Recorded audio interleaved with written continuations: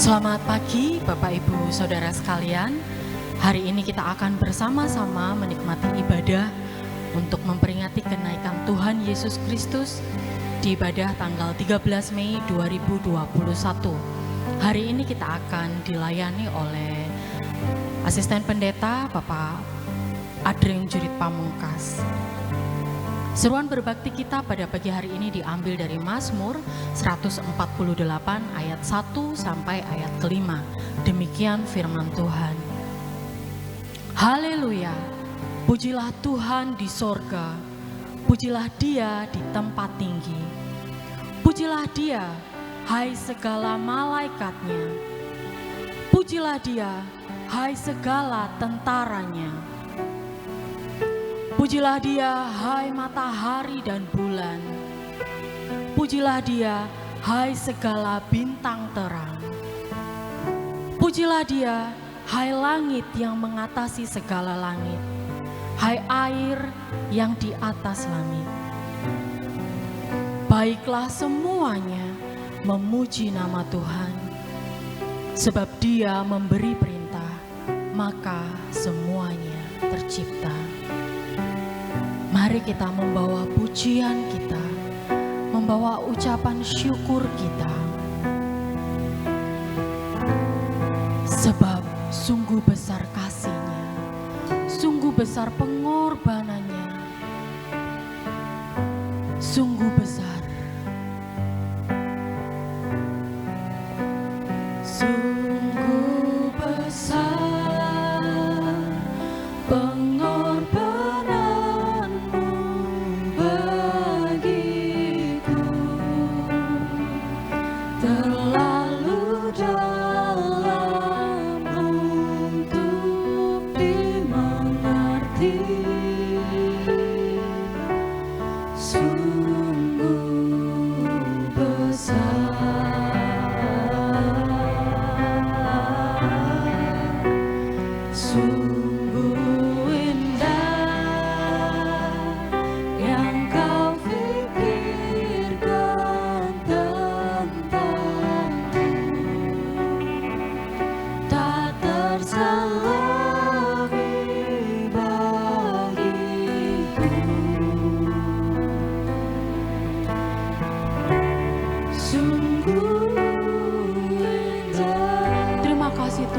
pengorbanan-Mu sungguh besar dalam hidup kami Tuhan.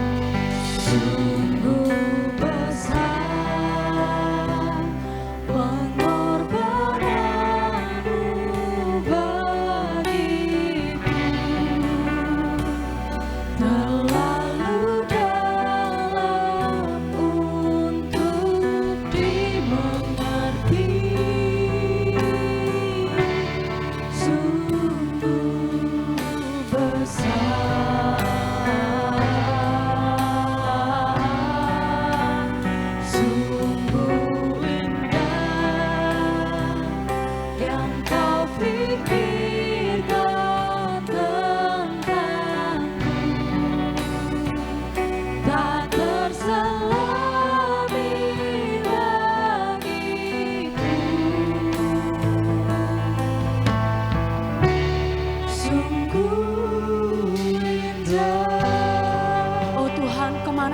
Dapat pergi menjauhi Roh-Mu Tuhan. Kemanakah aku dapat pergi menjauhi Roh-Mu yang suci, Kau sahabat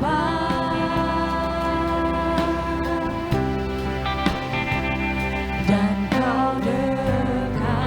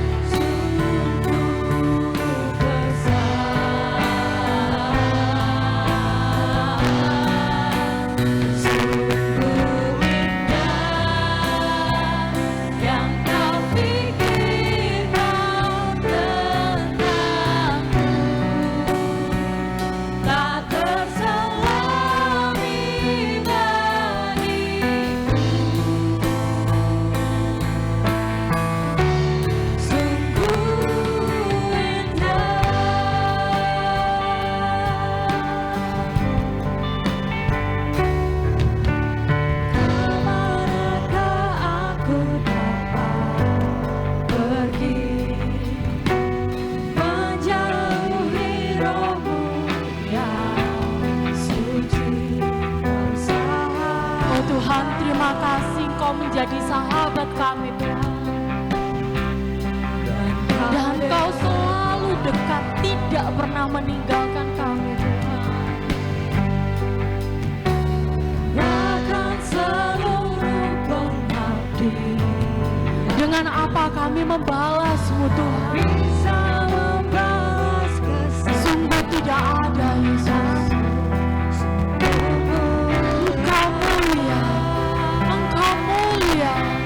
Dan Engkau berharga Tuhan, sungguh besar pengorbananmu Tuhan, sungguh besar pengorbananmu bagiku,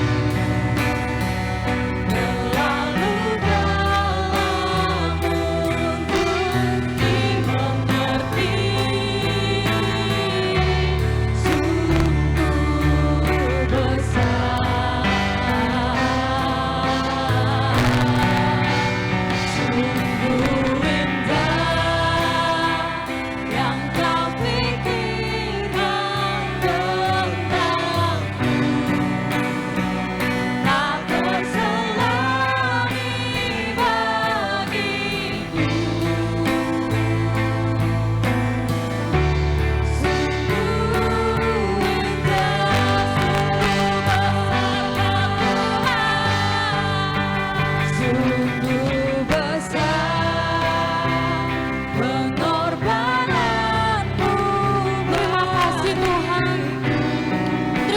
Karena Engkau mau mengorbankan dirimu Tuhan.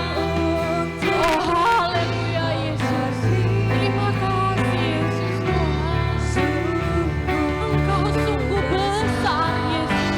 Terpujilah namamu, terpujilah Engkau Tuhan. Oh haleluya Yesus.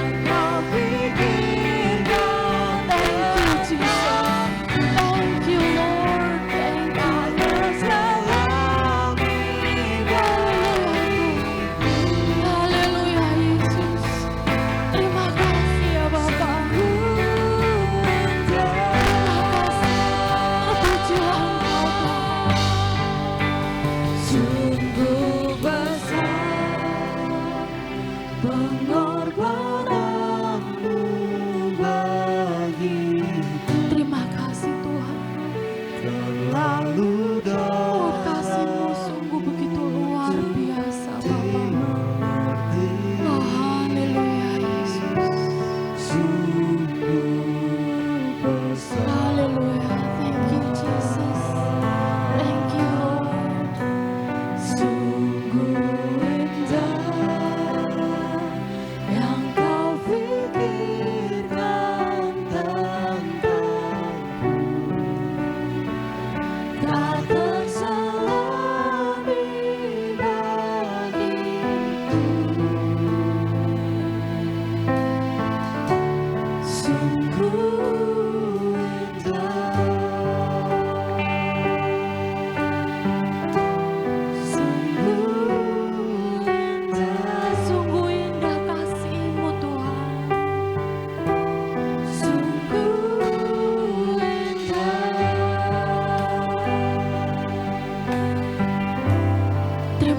Yesus, terima kasih Tuhan atas setiap penyertaan, atas setiap pemeliharaanmu dalam kehidupan kami Tuhan. Terima kasih karena Engkau tidak pernah meninggalkan kami Tuhan. Engkau selalu berada di dekat kami, memimpin setiap langkah kami. Terima kasih Tuhan, terima kasih. Kami mau menyerahkan Tuhan ibadah kami pada pagi hari ini. Kiranya Tuhan memberkati setiap peralatan yang dipakai. Tuhan, kami mau serahkan Bapa, biarlah ibadah kami ini Tuhan boleh berkenan di hadapan-Mu Yesus. Kami mengucap syukur Tuhan karena kami memiliki Allah yang hidup, Allah yang terus menguasai setiap aspek kehidupan kami. Tidak pernah terlewatkan sedikit pun kami dari dalam hati-Mu. Terima kasih ya Yesus. Kami menyerahkan Tuhan. Kami mau bersama-sama belajar dari firman-Mu pada pagi hari ini. Kiranya Tuhan boleh menolong kami. Kami mau serahkan Tuhan ibadah ini mulai dari awal, pertengahan hingga akhir. Di dalam nama Tuhan Yesus Kristus kami berdoa. Haleluya. Amin. Haleluya. Puji Tuhan. Bapak Ibu Saudara, 2000 tahun yang lalu di hari ini, murid-murid Tuhan dan banyak orang lain menyaksikan Yesus Tuhan kita naik ke angkasa, naik ke surga, dan mempersiapkan tempat bagi kita. Itu membuktikan bahwa Anda, saya, kita sekalian adalah umat yang lebih dari pemenang. Untuk itu, saya mengajak Bapak Ibu Saudara untuk bangkit berdiri bersama-sama. Katakan, lebih dari pemenang.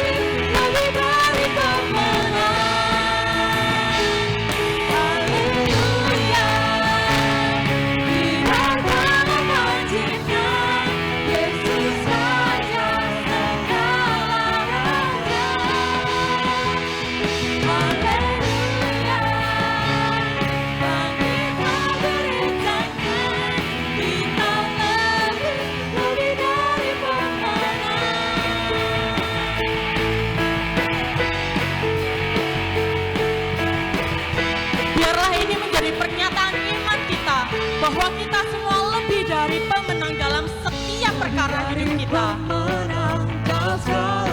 Karena Yesus telah mengalahkan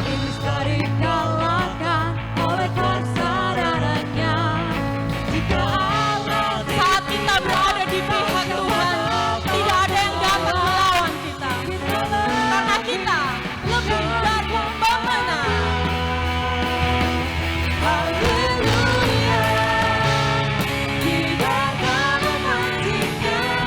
Yesus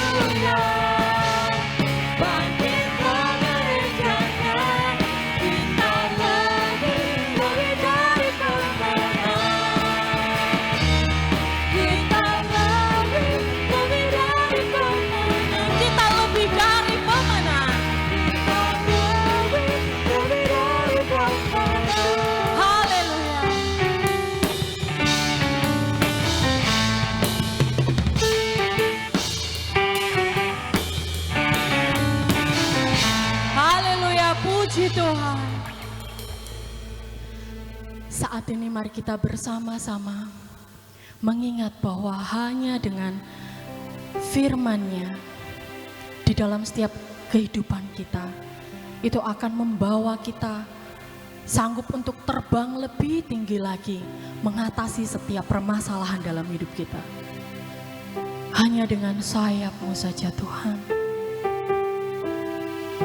kami akan sanggup mengatasi semua badai di dalam hidup kami Tuhan. Haleluya Yesus. Haleluya Tuhan. Haleluya Yesus. Terima kasih Tuhan. Firman-Mu berkata Kau besertaku, maka kuat roh dan jiwaku. Ya Tuhan, tangan-Mu Tuhan selalu ku nantikan, di setiap langkahku percaya dengan sayap-Mu ku akan terbang tinggi di tengah badai hidup. Ku tak menyerah, Kau kekuatan dan perlindungan bagiku, pertolongan-Mu di tempat maha tinggi. Ku mengangkat tanganku, aku berserah, Kau ku nantikan, Kau yang ku sembah, Yesusku, Rajaku.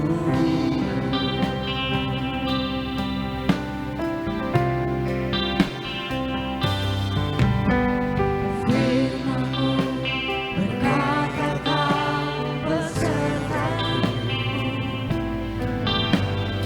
maka kuat roh dan jiwaku. Tangan-Mu Tuhan selalu ku nantikan, di setiap langkahku percaya dengan sayap-Mu ku akan terbang tinggi di tengah badai hidup. Ku tak menyerah, Kau kekuatan dan perlindungan bagiku, pertolongan-Mu di tempat maha tinggi. Ku mengangkat tanganku, aku berserah, Kau ku nantikan, Kau yang ku sembah, Yesusku, Rajaku.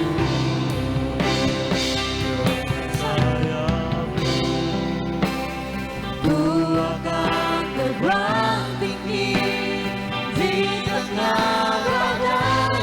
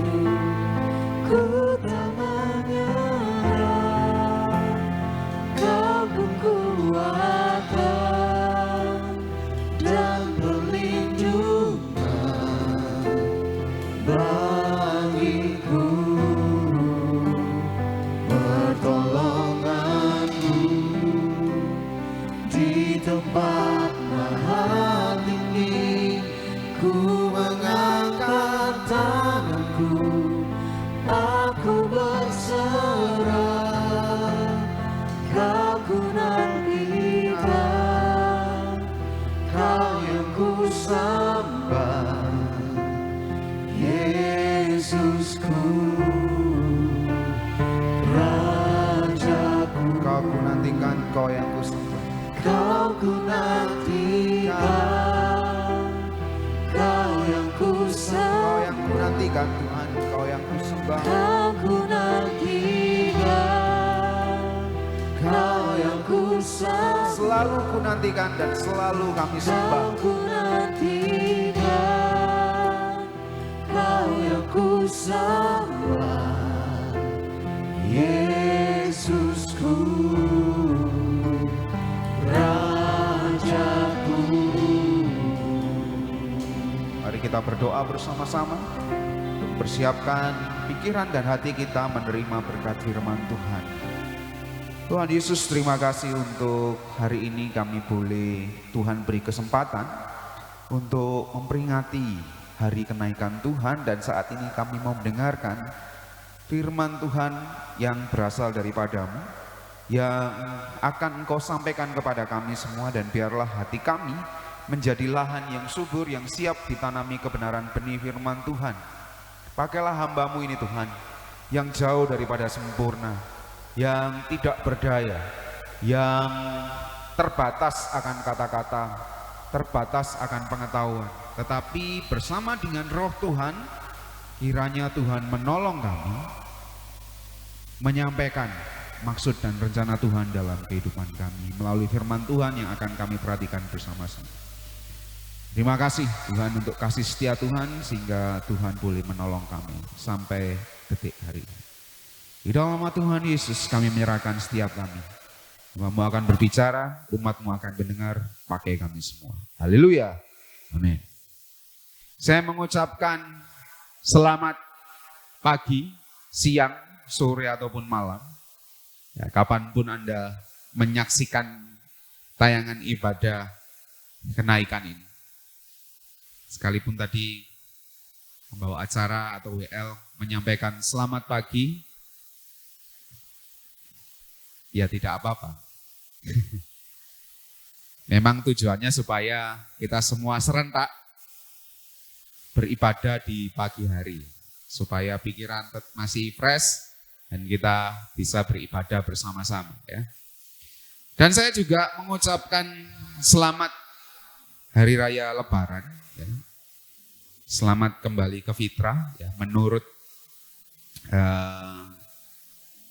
saudara kita, umat muslim yang sedang merayakan hari kemenangan, ya, karena tanggal 13 ini bertepatan juga dengan Hari Raya Idul Fitri kalau di kalender, ya. Saya mengucapkan selamat merayakan hari kemenangan.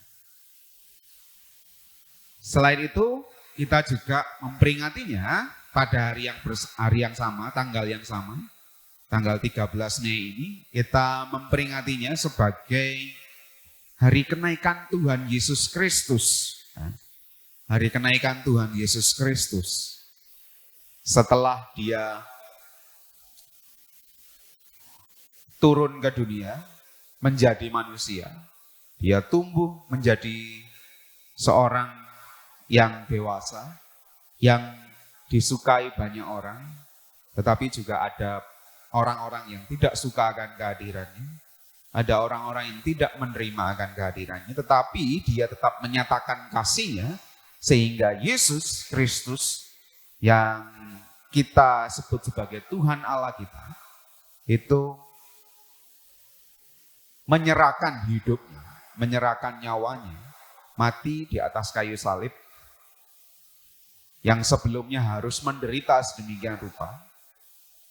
Dan Dia harus mati untuk apa? Untuk menebus dosa manusia. Untuk menebus dosa manusia. Karena manusia tidak bisa menebus dirinya sendiri. Karena siapa manusia yang mungkin saja bisa berbuat baik, tetapi juga kadang berbuat jahat.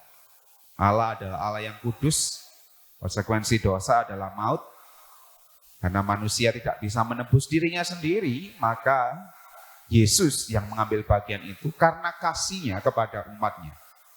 Yang percaya tentu akan selamat, yang tidak percaya beroleh binasa menurut firman Tuhan, Alkitab kita. Setelah 3 hari dia mati, dia bangkit seperti apa yang difirmankan. Kuburnya, tempat dia dikubur itu, gua tempat dia dikubur, terbuka, batunya digulingkan, lalu kubur kosong. Yesus bangkit, dia menampakkan diri kepada para murid-murid, menampakkan diri kepada orang-orang banyak. Lalu pada hari ini kita memperingatinya sebagai hari kenaikan, di mana dia naik ke surga. Dia meninggalkan kita semua umat yang percaya. Untuk apa dia naik ke surga? Kenapa kok enggak tinggal di bumi terus bersama-sama dengan kita? Karena dia mempersiapkan tempat bagi kita semua, umat yang percaya kepada Tuhan Yesus Kristus, di mana ketika kita meninggal nanti sudah tersedia bagi kita tempat yang indah bersama-sama dengan Yesus di surga. Tetapi apakah hanya itu maksud dari kenaikan? Nah, kita akan belajar bersama-sama hari ini. Kita akan mengetahui lebih dalam apa yang dimau, apa yang diinginkan ketika kita memperingati hari kenaikan Tuhan Yesus Kristus ini. Saya mengundang Bapak Ibu Saudara sekalian untuk membuka bagian dari firman Tuhan dari Kisah Rasul, pasalnya yang pertama, ayatnya yang ke-6 sampai ayat yang ke-11. Kisah Rasul, pasal yang pertama, ayat yang ke-6 sampai yang ke-11. Judul perikop yang akan kita baca itu tentang Yesus terangkat ke surga. Sudah siap? Kalau sudah siap, saya akan menolong membacakannya. Kisah Para Rasul 1 ayat 6 sampai yang ke-11. Begini bunyi firman Tuhan. Maka bertanyalah mereka yang berkumpul di situ. Tuhan, maukah engkau pada masa ini memulihkan kerajaan bagi Israel? Jawabnya, engkau tidak perlu mengetahui masa dan waktu yang ditetapkan Bapa sendiri menurut kuasanya. Tetapi kamu akan menerima kuasa kalau Roh Kudus turun ke atas kamu. Dan kamu akan menjadi saksiku di Yerusalem dan di seluruh Yudea dan Samaria dan sampai ke ujung bumi. Sesudah ia mengatakan demikian, terangkatlah ia disaksikan oleh mereka. Dan awan menutupnya dari pandangan mereka. Ketika mereka sedang menatap ke langit, waktu ia naik itu, tiba-tiba berdirilah 2 orang yang berpakaian putih dekat mereka. Dan berkata kepada mereka, hai orang-orang Galilea, mengapa kamu berdiri melihat ke langit? Yesus ini yang terangkat ke surga, meninggalkan kamu, akan datang kembali dengan cara yang sama seperti kamu melihat dia naik ke surga. Ketika saya membaca bagian dari firman Tuhan ini, ketika saya mempelajari bagian dari firman Tuhan ini, saya tiba-tiba teringat lagu lama, judulnya Pergi Untuk Kembali. Lagunya mungkin seperti ini. Selamat tinggal kasih sampai kita jumpa lagi.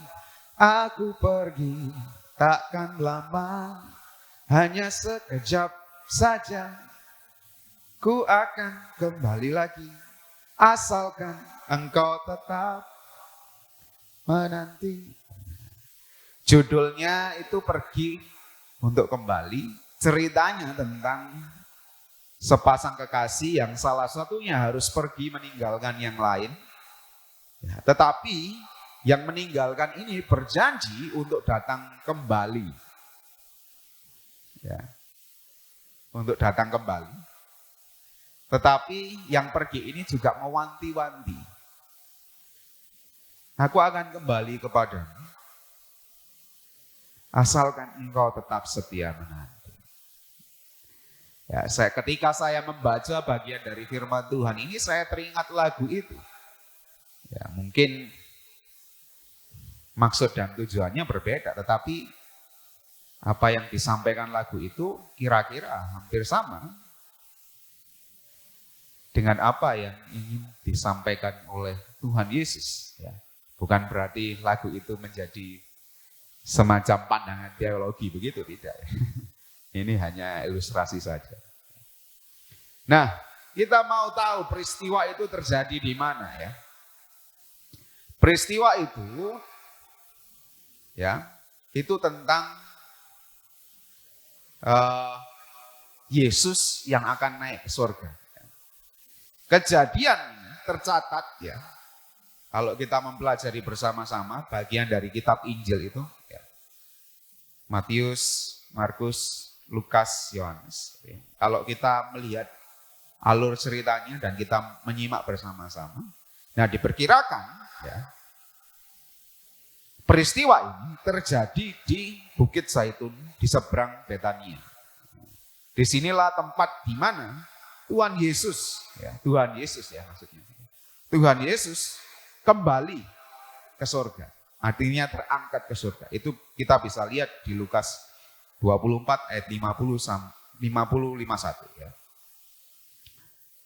Peristiwa ini terjadi ketika setelah 40 hari lamanya Yesus menampakkan diri kepada para murid-murid ya, meyakinkan mereka bahwa apa yang difirmankannya benar-benar terjadi, apa yang diberitakannya benar-benar terjadi, bahwa pada hari yang ketiga dia akan bangkit dan setelah itu dia akan naik ke surga. Kalau di pasal 1 ya, ayatnya yang ketiga, saya akan menolong membacakannya. Kepada mereka ia menunjukkan dirinya setelah penderitaannya selesai dan dengan banyak tanda ia membuktikan bahwa ia hidup. Sebab selama 40 hari ia berulang-ulang menampakkan diri dan berbicara kepada mereka tentang kerajaan Allah. 40 hari Yesus bersama-sama dengan para murid meneguhkan mereka, menguatkan mereka, menyatakan dirinya, menyatakan bahwa firman-Nya itu benar dan tepat seperti apa yang dikatakannya. Karena pada waktu itu ketika Yesus mati, murid-murid menjadi takut dan mereka bersembunyi. Tetapi ketika Yesus bangkit menjadi kekuatan tersendiri, menjadi motivasi tersendiri, mereka kembali berani muncul ke permukaan.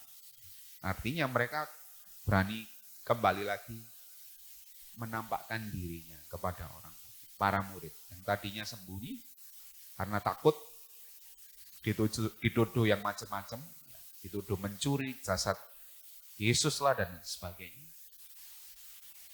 Mereka kembali berani.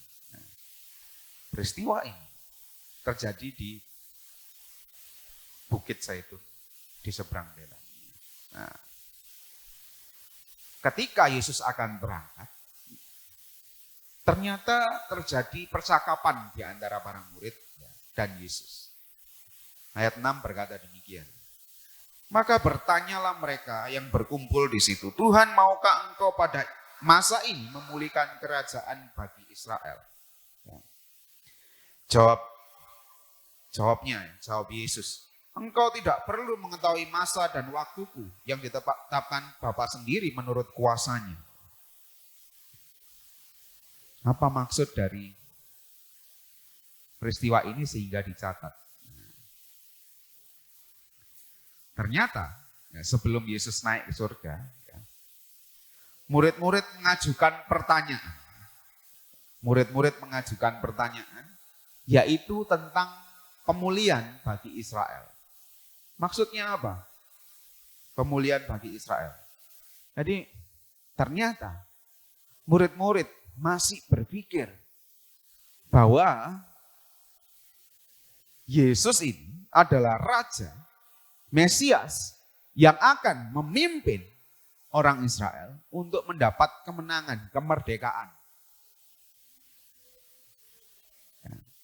masih berpikir bahwa kebangkitan Yesus, ketika Yesus bangkit, dia akan membangun kerajaan, lalu menjadikan Israel bangsa yang merdeka. Merdeka dari siapa? Dari perbudakan bangsa Romawi pada waktu itu. Karena mereka juga terngiang-ngiang ya, dengan perkataan Nabi Yoel. Pertanyaan ini berhubungan dengan ayat sebelumnya, yaitu bahwa tidak lama lagi para murid akan dicurai Roh Kudus di ayat yang kelima. Saya akan menolong membacakan. Sebab Yohanes membaptis dengan air, tetapi tidak lama lagi kamu akan dibaptis dengan Roh Kudus.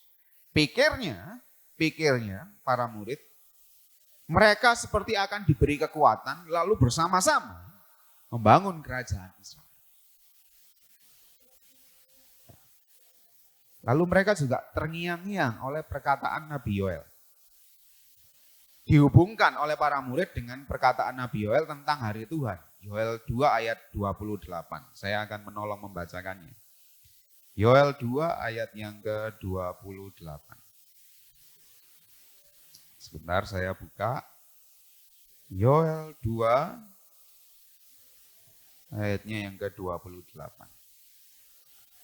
Hari Tuhan judulnya. Kemudian daripada itu akan terjadi bahwa aku di sini Allah, akan mencurahkan rohku ke atas semua manusia, maka anakmu laki-laki dan perempuan akan bernubuat, orang-orangmu yang tua akan mendapat mimpi, teruna-terunamu akan mendapat penglihatan-penglihatan, dan seterusnya.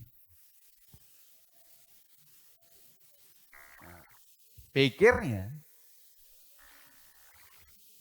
konsep yang selama ini dibawa oleh orang Yahudi, orang Israel, bahwa Mesias itu akan datang dan memulihkan bangsa Israel, kerajaan Israel, menjadi bangsa yang merdeka dan mereka punya kerajaan. Itu masih tertanam kuat di pikiran mereka sehingga mereka menanyakan hal ini.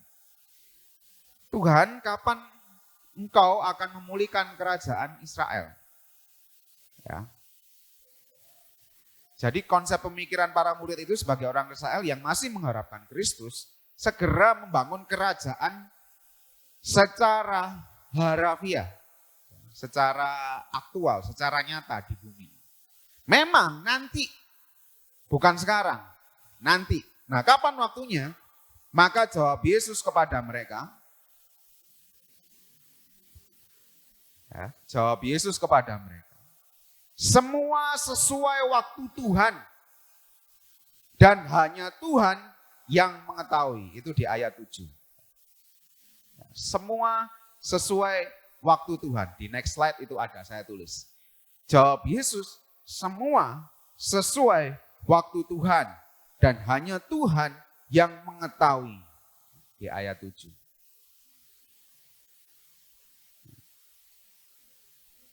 Kalau saya boleh membacakannya, jawab Yesus kepada mereka. Engkau tidak perlu mengetahui masa dan waktu yang ditetapkan Bapa sendiri menurut kuasanya. Enggak perlu tahu. Itu urusanku nanti. Terus kalau kami enggak tahu, kami mesti ngapain, Yesus? Kami mesti ngapain? Ya.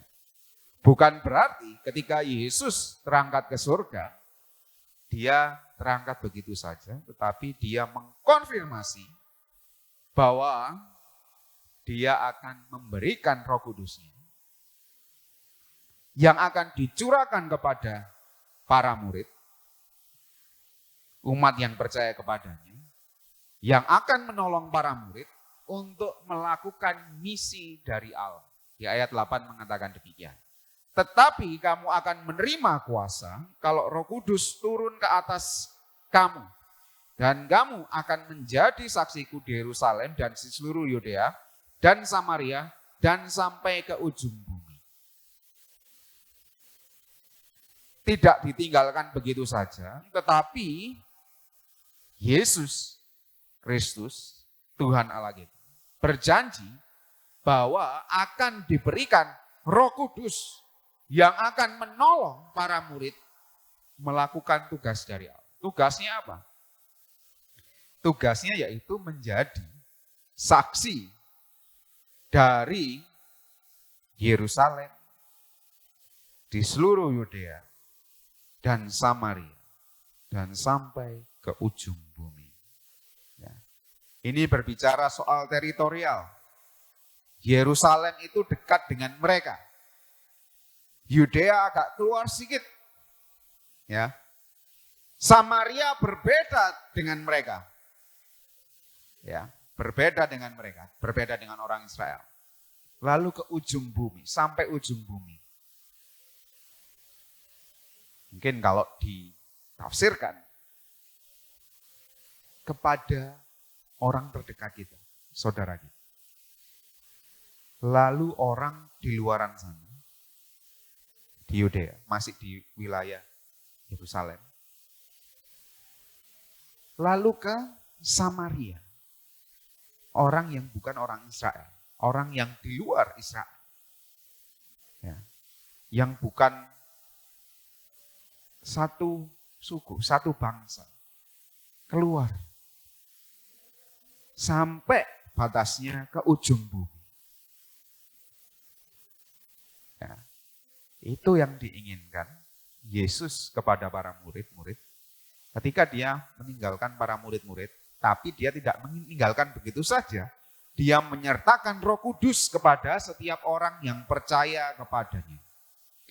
Gunanya untuk apa Roh Kudus ini? Ya menolong para murid-murid, ya, melakukan misi Allah. Nah, saya coba mencari fungsi dari Roh Kudus selain menjadi penolong dan menjadi support system untuk melakukan misi Allah. Saya sudah mencatat di slide. Yang pertama, menginsafkan orang akan dosa.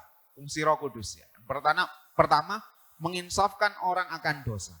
Jadi kalau kita memberikan kesaksian kepada orang yang belum percaya kepada Yesus, itu bukan karena kepandaian bicara kita, bukan karena kepandaian pengetahuan kita, bukan karena sikap kita yang luar biasa baiknya, bukan.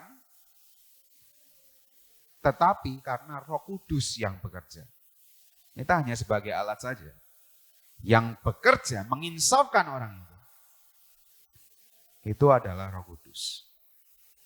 Tugas kita hanya menyampaikan berita saja. Yang menginsafkan Roh Kudus itu bukan kita.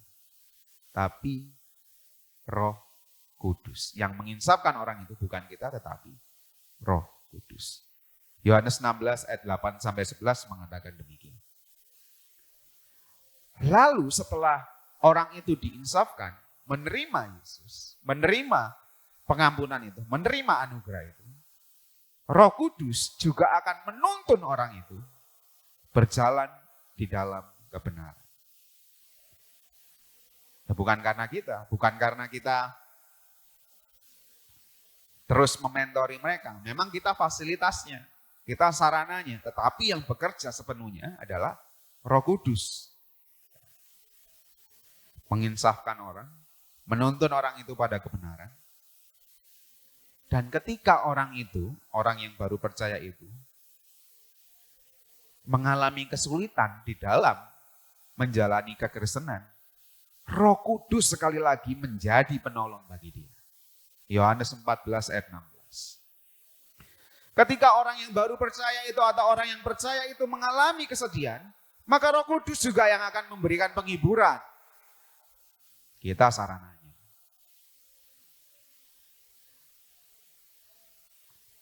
Dan yang terakhir, Roh Kudus memampukan orang percaya menjadi saksi bagi Kristus. Kalau catatannya, ada Roh Kudus di dalam diri kita. Caranya bagaimana ada Roh Kudus dalam diri kita? Ya kalau kita benar-benar percaya kepada Yesus.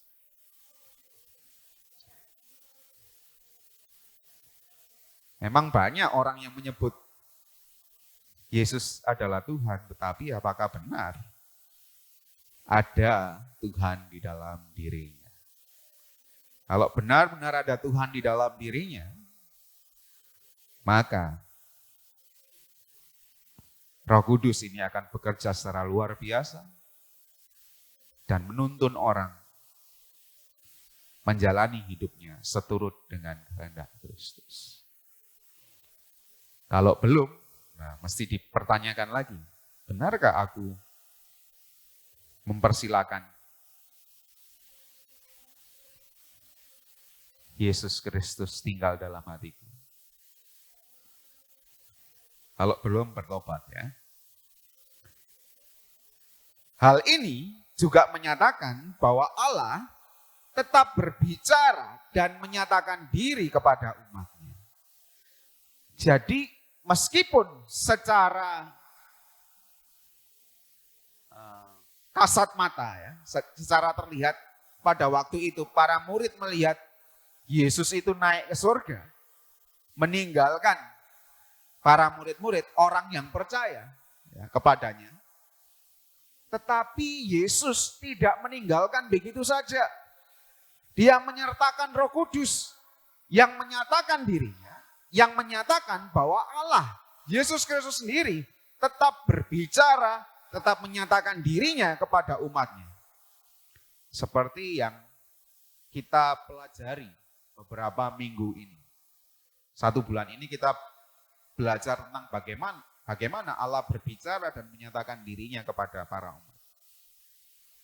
Maka salah satunya Allah menyatakan dirinya, tetap berbicara dan menyatakan dirinya kepada umatnya melalui Roh Kudus.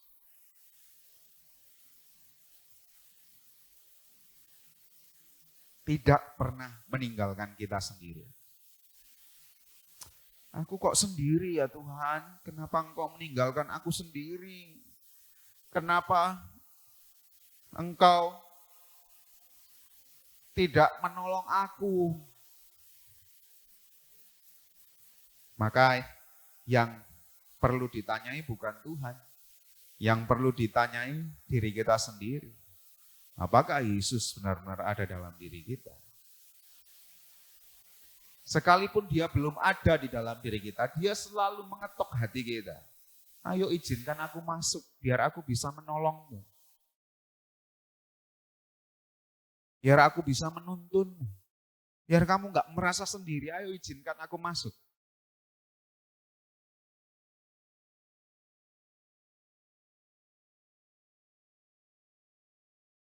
Roh Kudus menyatakan bahwa Allah tetap berbicara dan menyatakan diri kepada umat.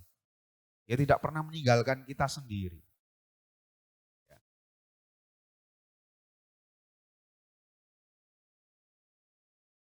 Tuhan Yesus menyertakan Roh Kudus kepada kita semua, umat yang percaya kepadanya. Untuk menyatakan kasih anugerah itu.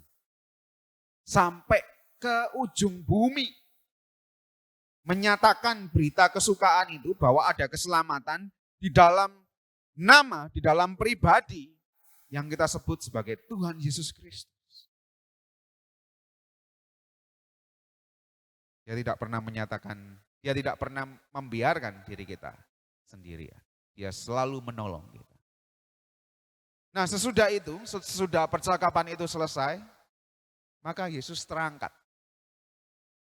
Ya, ayat 9. Sesudah ia mengatakan demikian, terangkatlah ia disaksikan oleh mereka. Dan awan menutupnya dari pandangan mereka.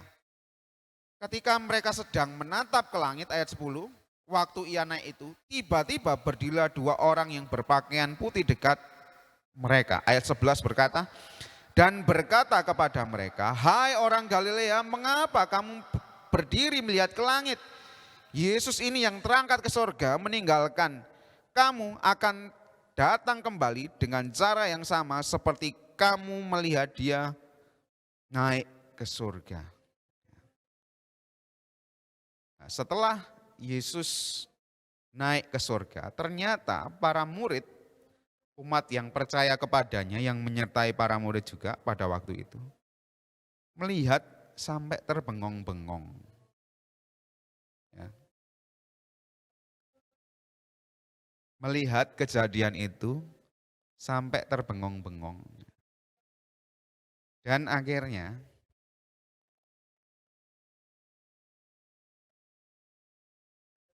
kalau dalam bahasa Indonesia masa kini ya, atau dalam bahasa Indonesia sehari-hari, ayat 11 itu dikatakan begini. Hai orang-orang Galilea, kata kedua orang itu ya. Mengapa kalian berdiri saja di situ memandang ke langit?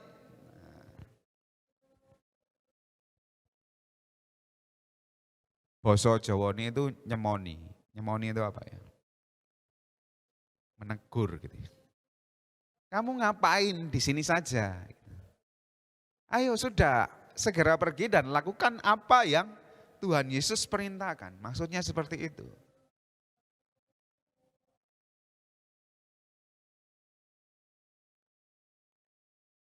Ya. Mereka takjub melihat peristiwa itu. Mereka takjub melihat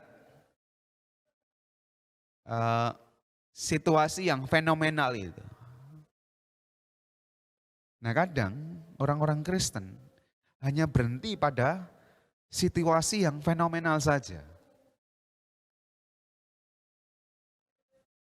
Kebanyakan orang percaya, orang-orang Kristen ya, hanya berhenti pada situasi yang fenomenal saja. Hanya berhenti pada mukjizat saja. Hanya berhenti pada kesembuhan saja. Hanya berhenti kepada diberkati usahanya. Hanya berhenti pada mendapatkan jodoh dan lain sebagainya. Tetapi lupa tanggung jawab penting yang sudah diamanatkan Tuhan Yesus Kristus, yaitu menjadi saksi.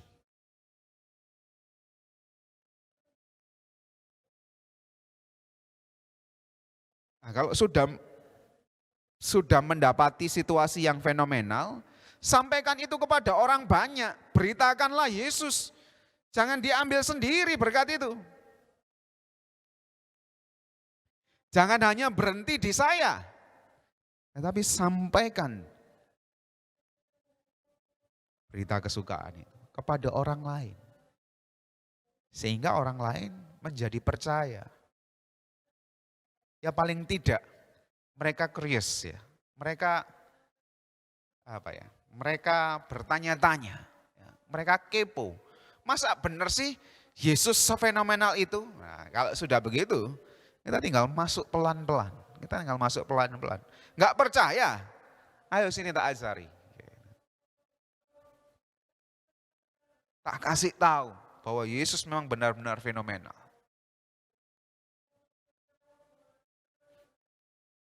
Jangan hanya berhenti pada situasi yang fenomenal, terbengong-bengong, takjub, tetapi tidak segera beranjak melakukan tugas tanggung jawab yang sudah Tuhan percayakan kepada kita semua.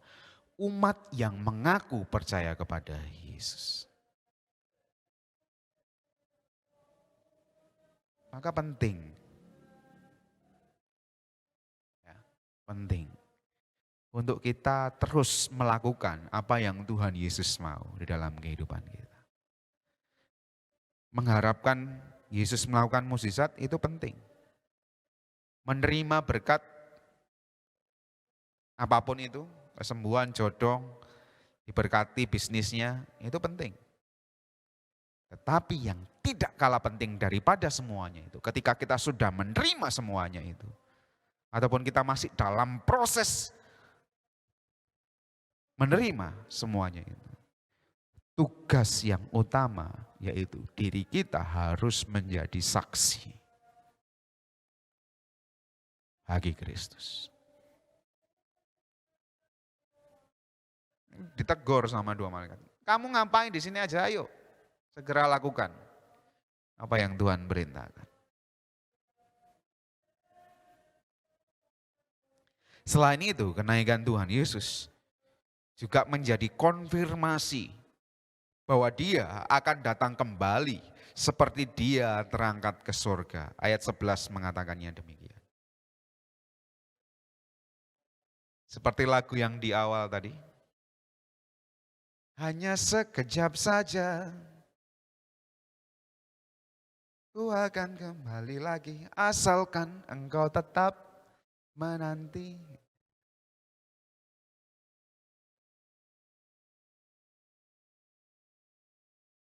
Ya memang kita tidak tahu masa dan waktunya kapan. Hanya Tuhan saja yang tahu. Tetapi dia berjanji akan kembali. Akan kembali menemui kita. Akan kembali mengajak kita bersama-sama dengan dia. Untuk menikmati kemenangan yang sudah Tuhan sediakan bagi kita semua. Dia akan kembali. Asalkan kita tetap setia menanti. Bukan saja menantinya dengan terbengong-bengong, tetapi menantinya dengan melakukan tugas tanggung jawab yang sudah dipercayakan kepada kita. Enggak mampu mas, siapa bilang kamu enggak mampu? Kalau kamu benar-benar percaya, kalau saya dan Anda benar-benar percaya, bukan diri kita yang memampukan. Tetapi Roh Kudus Tuhan yang memampukan.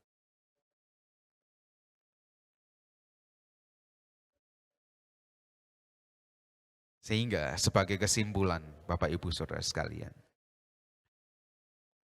peristiwa kenaikan Yesus memberi pengertian kepada kita akan tugas dan tanggung jawab kita mengenai misi Allah.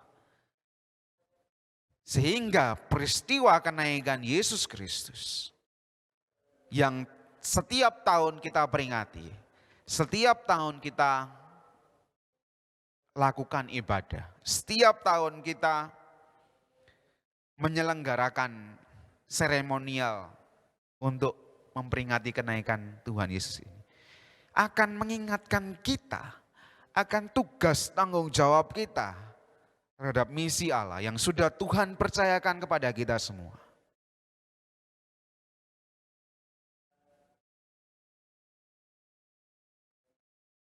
Jadi bukan peristiwa yang hanya sekedarnya lalu tidak penting. Ya, kadang orang Kristen juga, sekali lagi orang Kristen menyepelekan peristiwa kenaikan Kristus ini. Tidak sepenting kelahiran ataupun kematiannya ataupun kebangkitannya. Ya kadang dirayakan, kadang enggak. Tetapi kalau kita pelajari bersama-sama peristiwa kenaikan Kristus ini, sejatinya membawa dampak yang luar biasa.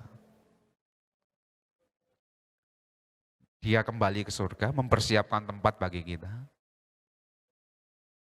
Selain itu, dia mencurahkan Roh Kudus-Nya sehingga memampukan kita umat percaya. Kita mendapatkan privilege, mendapatkan kehormatan, honor untuk menjadi saksinya. Karena itu peristiwa kenaikan Yesus meneguhkan kita bahwa kita tidak ditinggal sendiri sebagai umat percaya. Ada Roh Kudus yang menyertai kita.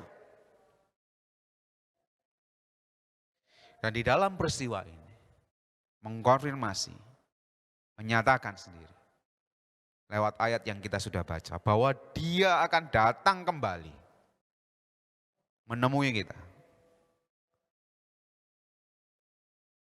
Dia akan tanya, apa yang sudah kamu lakukan selama di bumi ini? Dan kita harus mempertanggungjawabkan. Seperti yang pernah kita baca di Matius, ya, tentang hamba yang bijaksana, yang mengupayakan 5 dan 2 talenta. Ataupun yang perumpamaan tentang gadis bijaksana dan gadis yang bodoh. Peristiwa kenaikan Yesus memberikan konfirmasi, memberikan informasi juga kepada kita bahwa dia akan datang kembali untuk kedua kalinya, seperti saat dia naik ke surga. Nah, bagaimana dia akan datang kembali? Saya sedikit akan menyinggung di kesimpulan akhir ini. Saya akan menampilkan gambar. Gambar ini sering saya tampilkan ketika kita berbicara tentang ekskatologi, tentang akhir zaman, ya, tentang ilmu teologi yang membahas tentang akhir zaman. Nah, di situ terlihat ada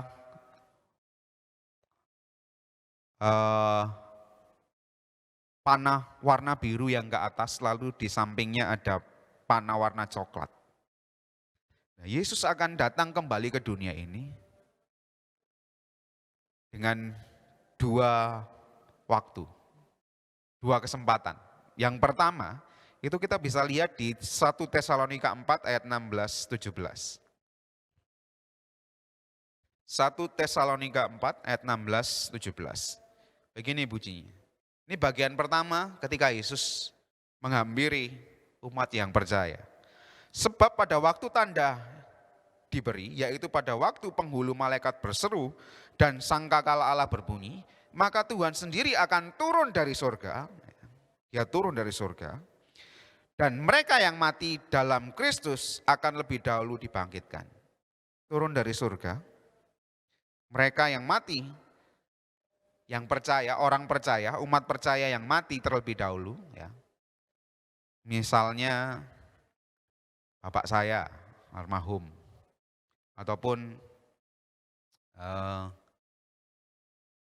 orang-orang terdahulu yang sudah meninggal terlebih dahulu, tetapi mereka percaya kepada Yesus, itu akan dibangkitkan dulu, ya, dibangkitkan dari kuburnya. Sesudah itu kita yang hidup, yang masih tinggal akan diangkat bersama-sama dengan mereka dalam awan menyongsong Tuhan di angkasa.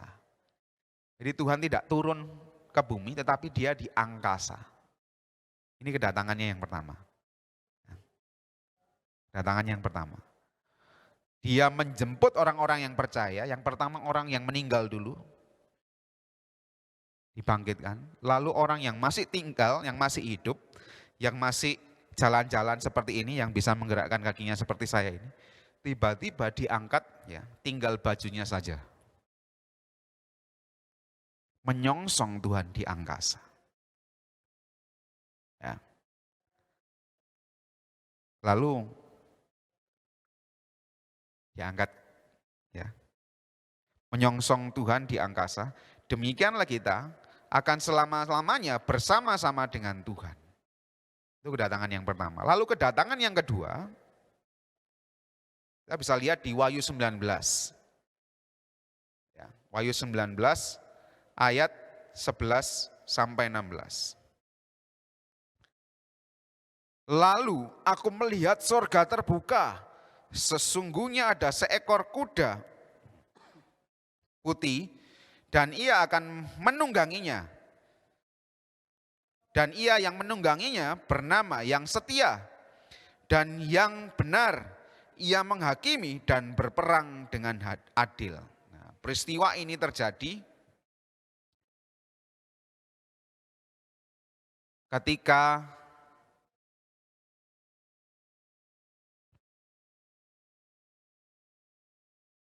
Armageddon. Ketika akhir sebelum menjelang kerajaan 1000 tahun. Sebelum menjelang kerajaan 1000 tahun. Ya. Dia turun dari langit, dia menunggang kudanya, kalau kita bisa membayangkan itu, ya. Dia turun dari langit, dia menunggang kudanya. Saya akan membacakan lagi. Wahyu 19 ayat 11. Kemudian saya melihat, saya pakai TB saja, terjemahan baru. Lalu aku melihat surga terbuka, sesungguhnya ada seekor kuda putih dan ia akan menungganginya dan ia yang menungganginya bernama yang setia dan yang benar. Ia menghakimi dan berperang dengan adil, dan matanya bagaikan nyala api dan di atas kepalanya terdapat banyak mahkota dan padanya ada tertulis suatu nama yang tidak diketahui seorang pun kecuali ia sendiri. Dan ia memakai jubah yang telah dicelup dalam darah dan namanya ialah Firman Allah. Dan semua pasukan yang di sorga mengikuti dia. Mereka menunggang kuda putih dan memakai lenan halus yang putih bersih. Dan dari mulutnya keluar sebilah pedang tajam yang akan memukul segala bangsa. Dan ia akan mengembalakan mereka dengan gada besi. Dan ia akan memeras anggur dalam kilangan anggur, yaitu kegeraman murka Allah yang maha kuasa. Dan pada jubahnya dan pahanya tertulis suatu nama, yaitu Raja segala raja dan Tuhan di atas segala Tuhan. Perang Armageddon. Yang mengalahkan iblis, lalu diikat, lalu pasal 20, ayat 4 mengatakan, lalu aku melihat tahta, ya Wahyu 20 ayat 4, lalu aku melihat tahta dan orang yang duduk di atasnya, kepada mereka diserahkan kuasa untuk menghakimi. Aku juga melihat jiwa-jiwa mereka yang telah dipenggal kepalanya karena kesaksian tentang Yesus dan karena firman Allah, yang tidak menyembah binatang itu dan patungnya, dan yang tidak menerima tanda pada dahinya dan tangan mereka, dan mereka hidup kembali dan memerintah sebagai raja bersama-sama dengan Kristus untuk masa 1000 tahun. Dia datang kembali. Dan kita semua umat yang percaya bersama-sama dengan dia. Memerintah kerajaan 1000 tahun nanti. Ini firman Tuhan yang dijanjikan kepada kita. Kembali kepada kesimpulan. Bahwa kenaikan Kristus Yesus juga mengkonfirmasi, memberikan informasi bahwa dia akan datang kembali. Dengan begitu dahsyatnya, dengan begitu luar biasanya. Oleh karena itu Bapak Ibu Saudara sekalian yang terkasih di dalam Tuhan Yesus Kristus. Seperti yang saya sudah ucapkan, bahwa kenaikan Tuhan Yesus Kristus membawa pesan yang penting kepada kita. Agar kita tetap terus menjalankan misi Allah. Tetap terus menyatakan kasih anugerah kepada setiap orang. Bukan karena kuat dan gagah kita, tetapi karena Tuhan sendiri, Allah sendiri menyertakan Roh Kudus kepada umatnya yang percaya. Dan nanti pada akhirnya kita akan memberi pertanggungan jawab tentang apa yang kita lakukan selama kita menanti kekasih kita datang kembali. Mari kita berdoa. Tuhan Yesus, terima kasih untuk firman Tuhan yang begitu indah, yang boleh kami dengarkan bersama-sama. Kiranya ini boleh mengingatkan kami di hari kenaikan Tuhan Yesus Kristus yang kami peringati saat ini. Supaya kami tetap fokus akan panggilan kami sebagai umat percaya yang harus tetap menjalankan misi Allah untuk menyatakan kasih anugerah, menyatakan berita kesukaan, berita keselamatan, berita Injil yang sudah Tuhan percayakan bagi kami semua. Bukan dengan kekuatan kami sendiri, tapi dengan kekuatan Roh Kudus Tuhan yang memampukan kami hidup, menjalani hidup seturut kehendak Tuhan dan menyatakan misi Allah di dalam kehidupan kami. Sehingga nanti pada akhirnya kami boleh bertemu muka dengan muka dan kami boleh mempertanggungjawabkan kehidupan kami di hadapan Allah. Terima kasih Tuhan Yesus Kristus. Terima kasih untuk kasih yang begitu indah, untuk firman yang begitu indah yang Tuhan sudah sampaikan kepada kami semua. Di dalam nama Tuhan Yesus, berbicara terus pada hati dan pikiran kami semua. Hamba-Mu sudah selesai berbicara. Roh Kudus Tuhan tetap bekerja. Terima kasih Tuhan Yesus, terima kasih. Mohon ampun atas kesalahan dan kekurangan kami. Kami sudah berdoa dan mengucap syukur. Haleluya. Amin.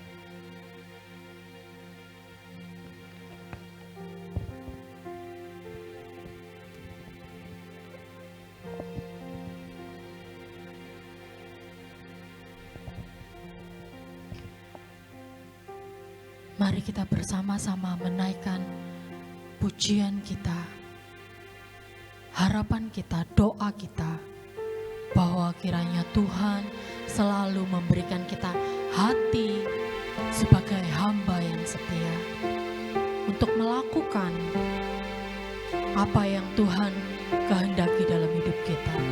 Hati hamba.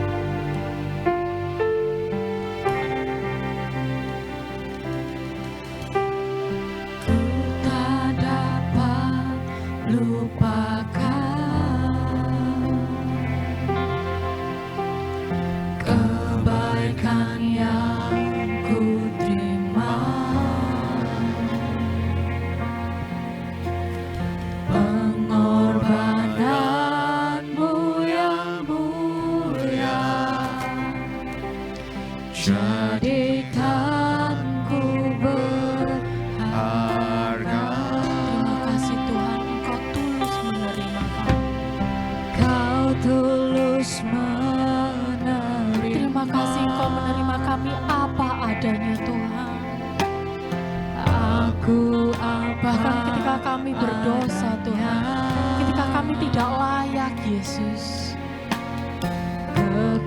namun semua hanya karena kasih-Mu saja Tuhan.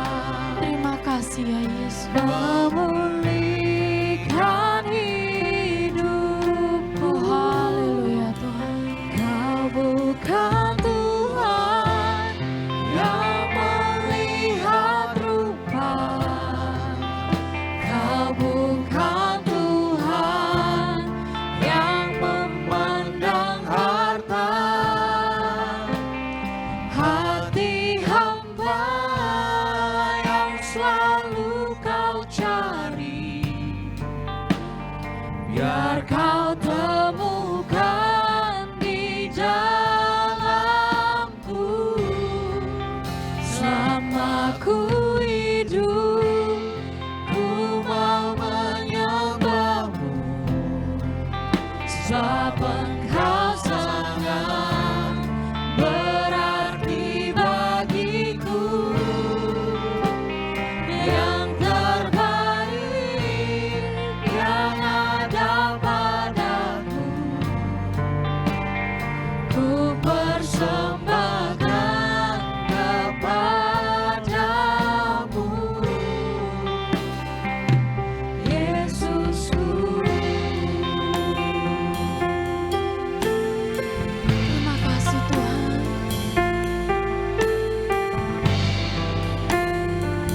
Sungguh kami tidak dapat melupakan setiap kebaikan-Mu Tuhan. Terima kasih untuk setiap kasih-Mu Tuhan. Thank you Jesus. Haleluya. Terima kasih Tuhan. Pengorbanan-Mu yang mulia jadikan ku berharga. Kau tulus menerima aku apa adanya. Kekuatan kasih-Mu nyata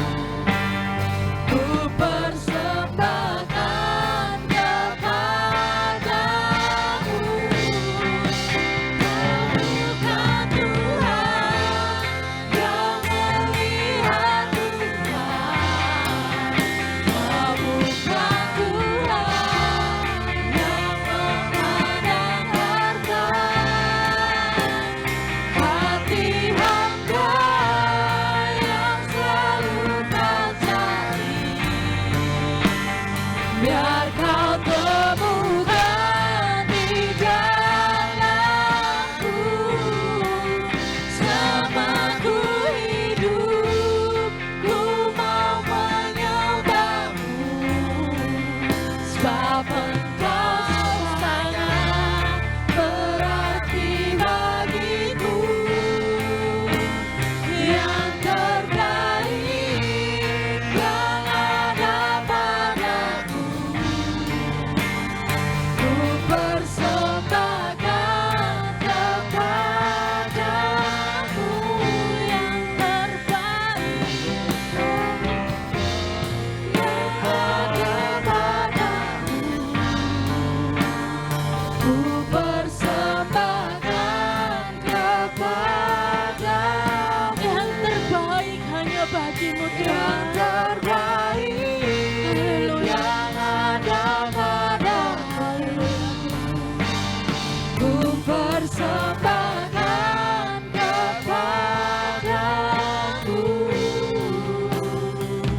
Yesusku.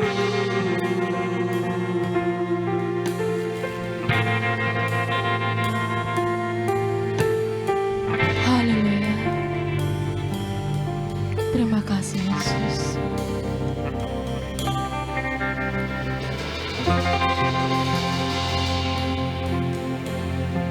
Ada bagian dari firman Tuhan yang diambil dari Matius pasal yang ke-6 ayat yang ke-24. Demikian firman Tuhan. Tak seorang pun dapat mengabdi kepada dua tuan, karena jika demikian ia akan membenci yang seorang dan mengasihi yang lain, atau ia akan setia kepada yang seorang dan tidak mengindahkan yang lain. Kamu tidak dapat mengabdi kepada Allah dan kepada Mamon. Bapak Ibu Saudara, kita akan memberikan persembahan yang terbaik. Mari kita membawa dalam doa. Terima kasih ya Yesus. Terima kasih atas setiap pemeliharaan Tuhan, penyertaan Tuhan di dalam setiap kehidupan kami. Terima kasih atas setiap berkat Tuhan melalui setiap pekerjaan kami. Kami mau menyerahkan Tuhan sebagian berkat yang sudah Tuhan curahkan dalam hidup kami untuk pekerjaan Tuhan di Gereja Baptis Indonesia Nazaret. Kiranya Tuhan boleh memberkati setiap tangan-tangan yang mengelola sehingga dapat mengelola setiap persembahan ini, sehingga setiap kebutuhan yang diperlukan untuk pelayanan di Gereja Nazaret Tuhan semuanya dapat tercukupi. Kami menyerahkan setiap tangan-tangan yang memberi Tuhan, kiranya Engkau terus dan terus meneguhkan kami, membuat kami selalu ingat bahwa Engkau selalu menyertai kami. Terima kasih Tuhan, kami menyerahkan persembahan ini di dalam nama Tuhan Yesus Kristus kami berdoa dan mengucap syukur. Haleluya, amin. Bapak Ibu, sambil kita memberikan persembahan persepuluhan kita akan melihat pengumuman berikut ini. Shalom Jemaat Gereja Baptis Indonesia Nazaret. Berikut adalah informasi Warta Gereja minggu ini. Selama ibadah online, persembahan dapat dilakukan dengan dua cara, yaitu via transfer, yang bisa dilakukan melalui M-Banking, Mobile Banking, ATM, atau OVO di rekening BCA Gereja. Cara kedua adalah melalui via koordinator KPW. Jemaat bisa memasukkan persembahan pada amplop putih berperekat dan diberikan kepada koordinator KPW dalam keadaan tertutup, serta diberi keterangan seperti yang tertera. Mari bersaksi. Bagikan pengalaman Anda bersama Tuhan Yesus dalam bentuk video kesaksian yang dapat Anda kirimkan melalui informasi yang ada di bawah ini. Ibadah tanggal 16 Mei akan dilayani oleh Bapak Pendeta Mujiono dengan tema Hukuman Allah bagian kedua. Demikian informasi Warta Gereja minggu ini. Terima kasih, Tuhan Yesus memberkati. Kita sudah sampai di penghujung ibadah pada pagi hari ini, Bapak Ibu Saudara. Kita akan bersama-sama menikmati doa berkat dan doa penutup. Saya mengundang Bapak Adreng untuk boleh memimpin.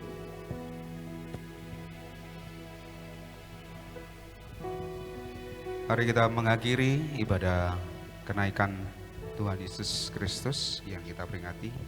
Pada hari ini kita akan berdoa bersama-sama. Tuhan Yesus, terima kasih untuk kasih setia Tuhan sehingga kami boleh bersama-sama mengadakan ibadah kenaikan Tuhan Yesus Kristus pada hari ini. Kami menyerahkan apa yang sudah kami lakukan.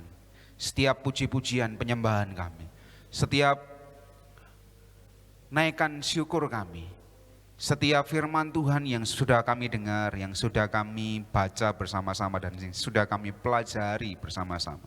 Kiranya itu semua meneguhkan hati dan pikiran kami untuk senantiasa mengikut Kristus di dalam hari-hari yang tidak menentu. Tapi kami yakin dan percaya bahwa kasih Tuhan selalu dan pasti nyata bersama-sama dengan kami.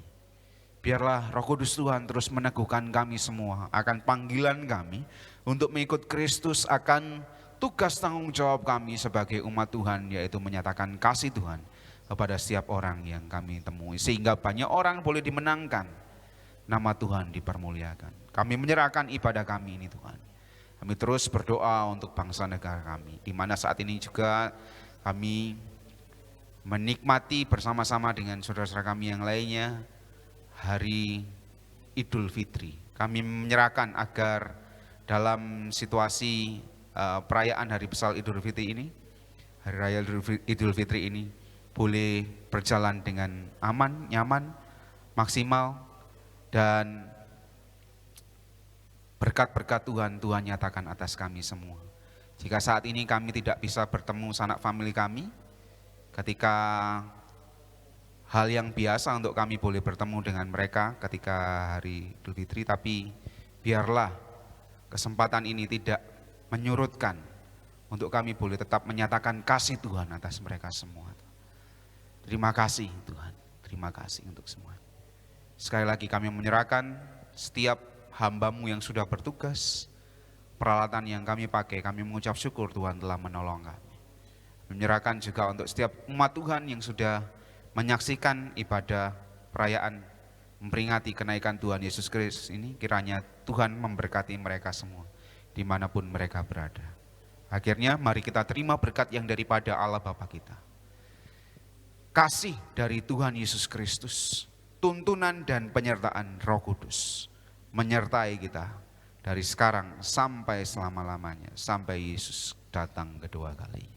Di dalam nama Tuhan Yesus kami mohon ampun atas kesalahan kekurangan kami. Kami sudah berdoa dan mengucap syukur. Haleluya.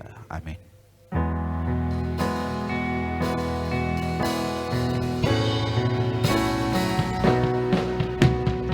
Layaklah segala bangsa sujud kepadamu,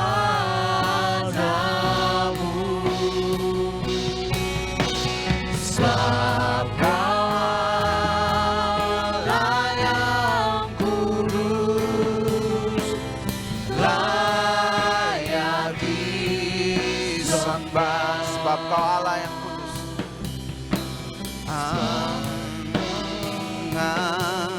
Amin.